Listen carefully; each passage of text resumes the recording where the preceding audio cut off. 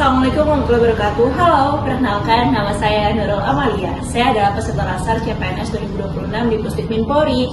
Saya berasal dari Kota Banjar. Pada kesempatan kali ini, saya ingin menjelaskan ke teman-teman semua materi tentang manajemen ASN. Yuk, mari kita lihat.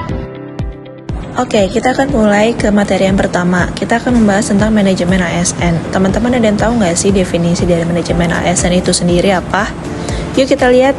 Jadi, manajemen ASN adalah pengelolaan ASN untuk menghasilkan pegawai ASN yang profesional, memiliki nilai dasar etika profesi, bebas dari intervensi politik, dan bersih dari praktik korupsi, kolusi, dan nepotisme.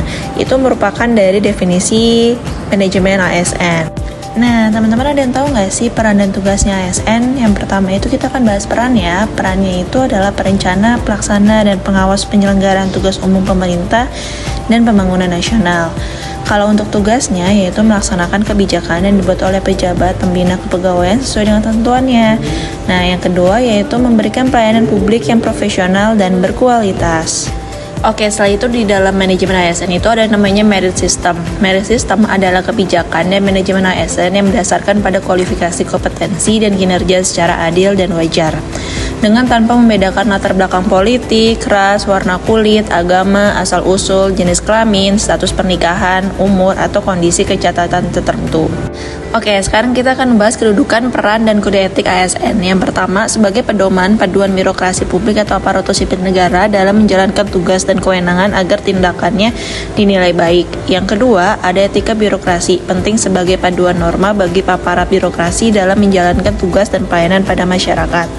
Nah, yang ketiga yaitu sebagai standar penilaian sifat, perilaku, dan tindakan birokrasi publik sipil negara dalam menjalankan tugas dan kewenangannya, teman-teman. Oke, selanjutnya kita akan membahas tentang prinsip manajemen ASN. Yang pertama itu ada kepastian hukum.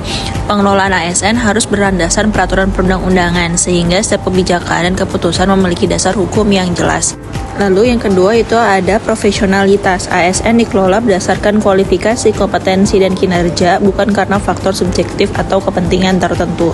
Lalu yang ketiga ada netralitas. Netralitas adalah ASN harus bebas dari pengaruh dan intervensi politik serta tidak memihak kepentingan tertentu. Lalu yang keempat yaitu ada akuntabilitas. Akuntabilitas adalah setiap ASN bertanggung jawab atas pelaksanaan tugas dan kinerjanya serta siap mempertanggungjawabkan hasilnya kepada publik.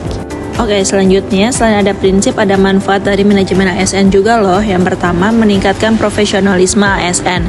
Manajemen ASN memastikan ASN direkrut, dikembangkan, dan dinilai berdasarkan kompetensi, kinerja, dan kualifikasi, bukan karena kedekatan atau kepentingan pribadi. Lalu yang kedua yaitu ada mewujudkan pelayanan publik yang berkualitas. ASN yang dikelola dengan baik akan bekerja lebih cepat, tepat, ramah, dan responsif terhadap kebutuhan masyarakat. Lalu yang ketiga yaitu adanya sistem merit. Yang keempat yaitu adanya pengembangan kompetensi ASN. Manajemen ASN mendorong pelatihan, pendidikan, dan pengembangan karir agar ASN adaptif terhadap perubahan, termasuk transformasi digital. Oke teman-teman, kita sudah sampai di penghujung video. Terima kasih yang sudah menonton. Sampai bertemu kembali di video selanjutnya. Bye-bye.